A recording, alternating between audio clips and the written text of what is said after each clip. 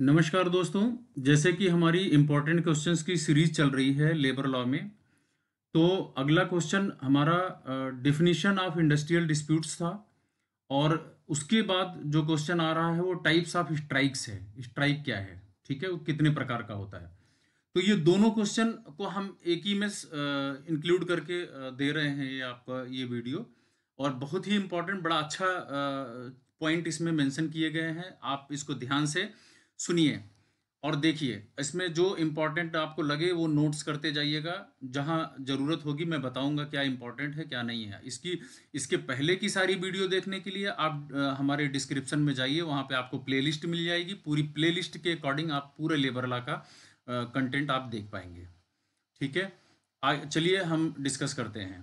Third question आपका, definition क्या है इंडस्ट्रियल डिस्प्यूट्स एक्ट 1947 का।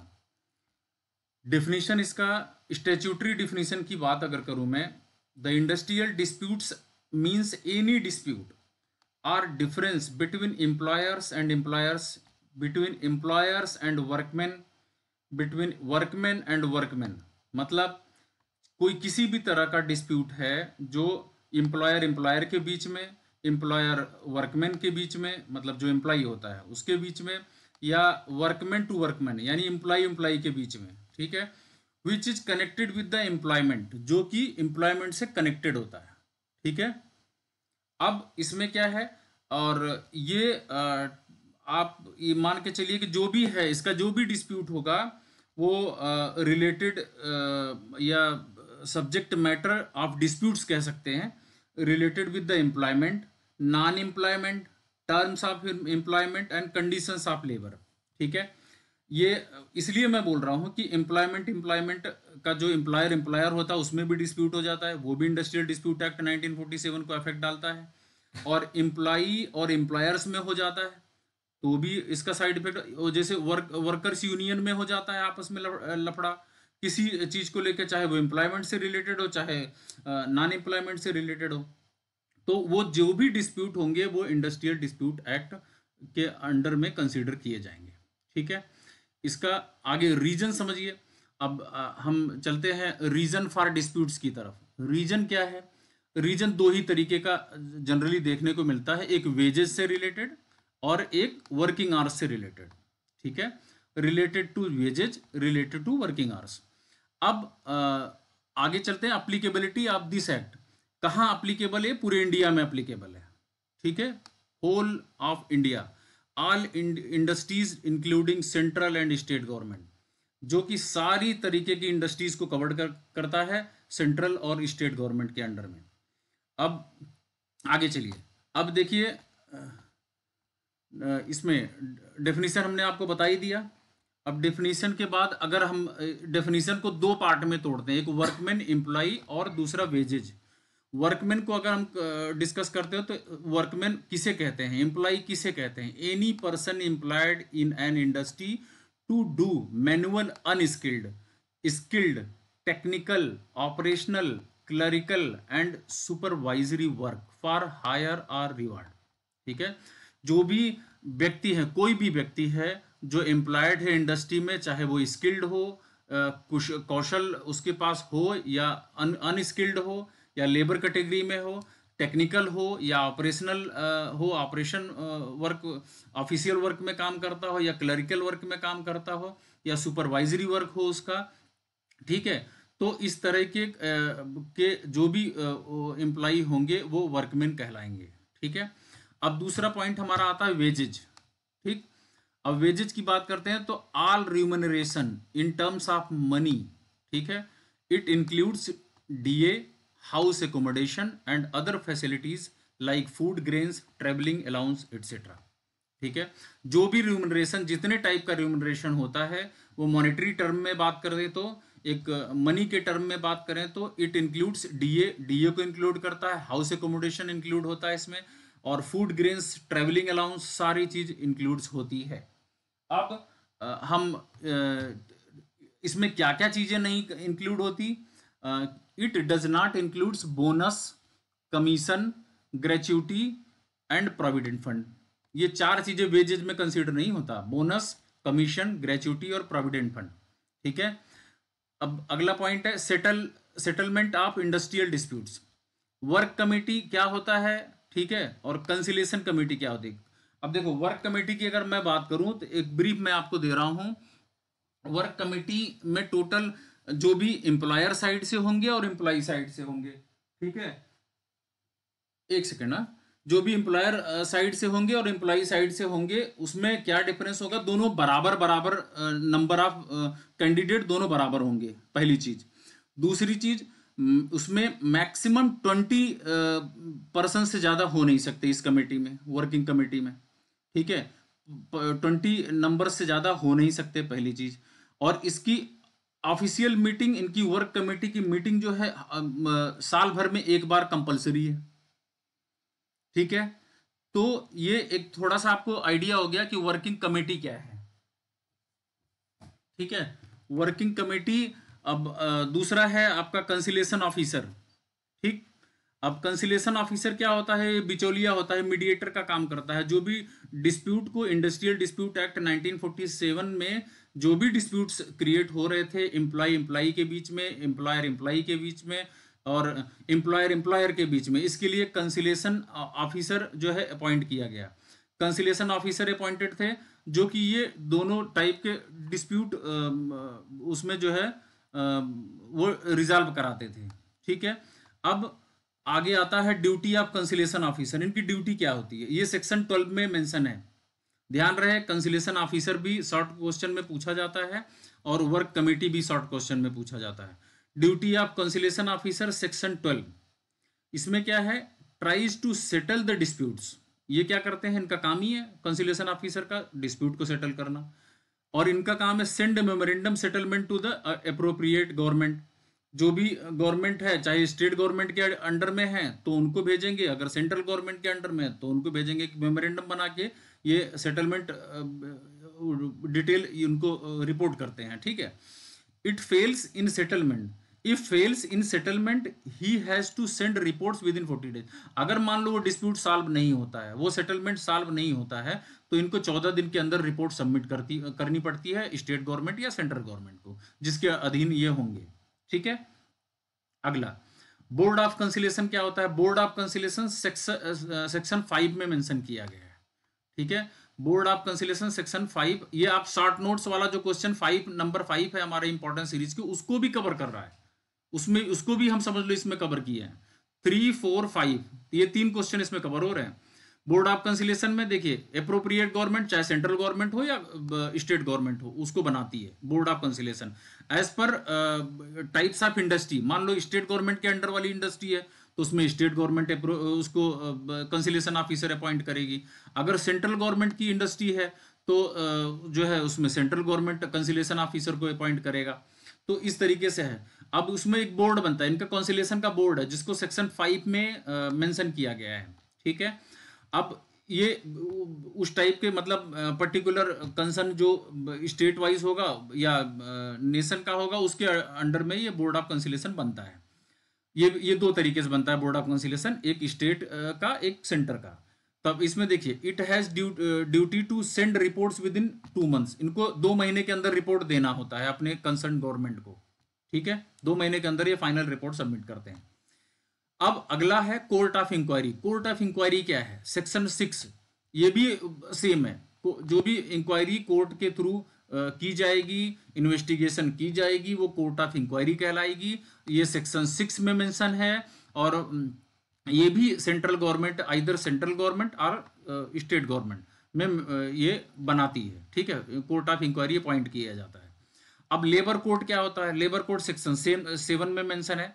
ये भी सेम अप्रोप्रिएट गवर्नमेंट, चाहे स्टेट गवर्नमेंट हो चाहे सेंट्रल गवर्नमेंट हो, उस तरह का लेबर कोर्ट बनता है। अब इसमें settles cases covered under schedule 2, जो शेड्यूल 2 के अंडर में केसेस आते हैं उसको कवर्ड करता है। और इसका जो लेबर कोर्ट का हेड होता है वो हाई कोर्ट का जज होता है, जो कि मिनिमम हाई कोर्ट में 3 साल वो सर्विस किए हों, तब जाके इस बोर्ड के हेड बनाए जाएंगे, ठीक है। इंडस्ट्रियल ट्रिब्यूनल, ये ट्रिब्यूनल एक तरीके का कोर्ट का एक रूप है, ठीक है। अगर हम एडमिनिस्ट्रेटिव ट्रिब्यूनल की बात करें तो ये हमने पिछले वीडियो में भी बताया था, ये section 323A sorry article 323A में मेंशन है, भारतीय संविधान की अनुच्छेद 323A में ये उल्लिखित है ट्रिब्यूनल का कॉन्सेप्ट। अब यहाँ पे इंडस्ट्रियल ट्रिब्यूनल है तो सेक्शन 7A है, ठीक है, अंडर इंडस्ट्रियल डिस्प्यूट एक्ट 1947। अब ये भी अप्रोप्रिएट गवर्नमेंट के अंडर में है, चाहे आप सेंट्रल गवर्नमेंट अपॉइंट करे या state government. Settlement of cases covered under schedule 2 and 3, ये शेड्यूल 2 और 3 के केसेस को कवर्ड करता है। सिमिलर एकदम जज वही काम करेगा, यहाँ पे हेड होगा जो हाई कोर्ट में कम से कम 3 साल सर्विस किया हो। और वैसे ही आप नेशनल ट्रिब्यूनल में आइए, नेशनल ट्रिब्यूनल की बात करते हैं। सेक्शन 7B, ध्यान रहे आपका पहला जो ट्रिब्यूनल है वो सेक्शन 7A में है और नेशनल ट्रिब्यूनल है सेक्शन 7B में है। ये सेंट्रल गवर्नमेंट के अंडर में होता है, क्योंकि नेशनल ट्रिब्यूनल नाम से भी लग रहा है आपको। Covers disputes related to national importance, जो राष्ट्र हित में महत्व में जो भी डिस्प्यूट्स होंगे उसको जो है सॉल्व करने के लिए नेशनल ट्रिब्यूनल अपॉइंट किया गया, जिसको सेक्शन 7B में मेंशन किया गया है। अब हम आते हैं अगले क्वेश्चन की तरफ, टाइप्स ऑफ स्ट्राइक्स क्या है, ठीक है। अगला क्वेश्चन, जैसे कि हमने बताया कि इसमें हमने 3 क्वेश्चन कवर किए हैं। एक टाइप्स ऑफ स्ट्राइक्स है, हो सकता है कि जो है एग्जामिनर एक अच्छा ऐसा क्वेश्चन बना दे जिसमें सारी चीजें उसमें एलिजिबल हो जाए लिखने के लिए, ठीक है। और इसमें देखिए types of strikes, stay in, पहला पॉइंट देखिए, स्टे इन, सिट डाउन, ध्यान से समझिएगा, stay in, sit down, pen down, strike workers come but they refuse to work, this is known as primary strike. इसके प्राइमरी स्ट्राइक बोलते हैं, किसको किसको बोलते हैं, स्टे इन को, सिट डाउन को, पेन डाउन को। ऐसे स्ट्राइक वर्कर्स जो होते हैं आते तो हैं बट ये काम करने से मना करते हैं। Stay in, sit down, pen down, strike workers come but they refuse to work, this is known as a primary strike. इसे प्राइमरी स्ट्राइक भी कहा जाता है। Go slow, delay in work, not a strike, मतलब अगर वो बहुत धीरे धीरे काम करना चाहेंगे, काम में डिले करेंगे, ये स्ट्राइक नहीं है but it is a serious misconduct. ये भी एक स्ट्राइक से भी डेंजरस है, ये भी एक सीरियस मिसकंडक्ट को फॉलो करता है, ठीक है। अगला हम आते हैं सिंपैथेटिक स्ट्राइक पे। Sympathetic strike, strike for other workers, ठीक है। मान लो एक वर्कर है जिसका डिस्प्यूट किसी कारण कंपनी से उलझ गया, अब उस वर्कर को सेफगार्ड करने के लिए अदर वर्कर भी स्ट्राइक पे बैठ गए, दैट इज सिंपैथेटिक स्ट्राइक। दूसरे वर्कर के साइड इफेक्ट से जो अदर वर्कर भी अफेक्टेड होते हैं उसे सिंपैथेटिक स्ट्राइक कहते हैं, ठीक है। हंगर स्ट्राइक, भूख हड़ताल, ठीक है, ये भूख हड़ताल, इसको स्ट्राइक नहीं माना जाता है बट स्ट्राइक है, ये सबसे डेंजरस स्ट्राइक होता है, ये फास्ट स्ट्राइक होता है, ठीक है। आगे चलते हैं अगली स्लाइड पे। Legal justified strike, legal justified strike क्या होता है, स्ट्राइक विदाउट वायलेशन, जिसमें कोई हिंसा नहीं की जाती, कोई वायलेशन नहीं होता, बिना वायलेशन के होता है। इन अ पीसफुल मैनर, बहुत शांतिपूर्ण तरीके से स्ट्राइक पे बैठते हैं। Workers are entitled to get wages if strike is illegal, legal, अगर वो लीगल है स्ट्राइक्स तो उनको वेजेज मिलेगा, ठीक है। अगर वो लीगल है, कानूनी तौर से अगर वो वर्कर स्ट्राइक पे जा रहे हैं बिना वायलेशन के, शांतिपूर्वक वो बैठ रहे हैं, अपनी डिमांड रख रहे हैं एम्प्लॉयर के सामने, तो उनको वेजेज भी मिलेगा, उनकी बात भी सुनी जाती है एम्प्लॉयर के थ्रू। अगला है next, illegal strike. Illegal strike क्या है, which are in contravention with rule, ठीक है। ये इस रूल नंबर 22 और 23 का कंट्रावेंशन में कंसिडर किया जाता है। It is against an order of authority, ठीक है, ये अथॉरिटी के ऑर्डर के अगेंस्ट में है। अनरीजनेबल डिमांड होती है इसमें, ठीक है। एम्प्लॉयर में डिसमिस, एम्प्लॉयर इसमें डिसमिस कर सकता है, वेजेज नहीं दे सकता है, उनको कंपनसेशन नहीं दे सकता है, उनका जो भी वेजेज होता है वो डिनाई कर सकता है, और इसे इलीगल स्ट्राइक का नाम भी बोला जाता है, किसी इलीगल स्ट्राइक अगर इस तरीके का एक्टिविटी होता है। अब आते हैं हम लॉकआउट पे। Lockout is the most important in short notes question, छोटे क्वेश्चन में लॉकआउट जरूर पूछा जाता है। हर सेमेस्टर एग्जाम में भैया बहुत पूछा जाने वाला क्वेश्चन है ये दोनों, ले ऑफ लॉकआउट। ठीक है। Work is closed for short duration but duration is not defined and not a permanent closure. इसे परमानेंट क्लोजर भी नहीं माना जाता कि ये परमानेंट अस्थायित्व तो नहीं होता, ये शॉर्ट ड्यूरेशन के लिए होता है और उस समय काम को बंद कर दिया जाता, छोट मतलब एक दिन बंद कर दिया, हड़ताल कर दिया, 2 दिन के लिए बंद कर दिया, बस इतना ही छोटा टर्म में इसको 2-4 घंटे के लिए बंद कर दिया। लॉकआउट का मतलब यही है, शॉर्ट ड्यूरेशन के लिए इसे वर्क को क्लोज किया जाता है और इसमें जो है परमानेंट क्लोजर इसको नहीं माना जाता है। ठीक है। और अगला, lockout without prior notice is covered under illegal lockout. अगर आपने कोई नोटिस एम्प्लॉयर को नहीं दिया है कि हम हड़ताल पे बैठने जा रहे हैं, ठीक है, चाहे वो 1 घंटे के लिए बैठो चाहे 1 दिन के लिए बैठो, अगर आप नोटिस नहीं दिए हैं तो इसको इलीगल लॉकआउट माना जाएगा, ये गैर कानूनी माना जाएगा। इसके अगेंस्ट में एम्प्लॉयर आप पे एक्शन ले सकता है। ले ऑफ, ले ऑफ में क्या है, इसका मतलब होता है छटनी, मैंने हिंदी में भी लिख दिया है छटनी। Workman is present but no work is given to him for at least 2 hours. 2 घंटे के लिए कम से कम कोई काम नहीं किया जाता। वर्क एम्प्लॉई प्रेजेंट होते हैं, वर्कमैन प्रेजेंट होते हैं, बट 2 घंटे के लिए कोई काम ही नहीं करता, शांतिपूर्वक बैठ जाते हैं। अब उसमें देखिए, work continues, it is of temporary nature. ठीक है। और workers who are laid off are entitled to get compensation. ठीक। Section 25 sub clause C, 50% of basic wages इनको डीए का मिलता है। ठीक। आगे चलते हैं। अब general rules of strike and lockout section 23 में है, worker should not go on strikes and employers, ठीक है, can't perform lockout in certain cases. दूसरा point, pendency of conciliation proceedings और 7 days देयर आफ्टर। ठीक। Third point, next point, pendency of proceedings in labour court tribunal और 2 months there after. ये इसको हमें समझाने की जरूरत नहीं है, बहुत ही सिंपल शब्दों में एकदम क्लियर लिखा हुआ है। आगे चलिए, prohibition of strikes in public utility services section 22। Section जरूर याद रखिएगा, बहुत काम वाली चीज़ है, ऑप्शनल क्वेश्चन जो कभी कॉम्पिटिटिव एग्जाम में पूछे जाते हैं और आपका कहीं भी आप समरी सेमेस्टर वाले एग्जाम में भी आप सेक्शन मेंशन करते हो तो आपका उसका बेनिफिट मिलता ही है। Workers of public utility services can't strike without giving 40 days prior notice. ठीक है। ये स्ट्राइक का प्रोहिबिशन एक पब्लिक यूटिलिटी सर्विसेज में कंसिडर किया जाने वाला चीज़ है कि workers of public utility services can't strike without giving 14 days, बिना 14 days नोटिस दिए वर्कर पब्लिक यूटिलिटी सर्विसेज को स्ट्राइक नहीं कर सकता। Notice is valid till 6 weeks, 6 हफ्ते तक नोटिस वैलिड होता है। ये नोट करने लायक पॉइंट है, इंपॉर्टेंट है। शेड्यूल 1 कवर करता है decision regarding public utility services by appropriate government either state और central by giving notification in the official gazette. ठीक है।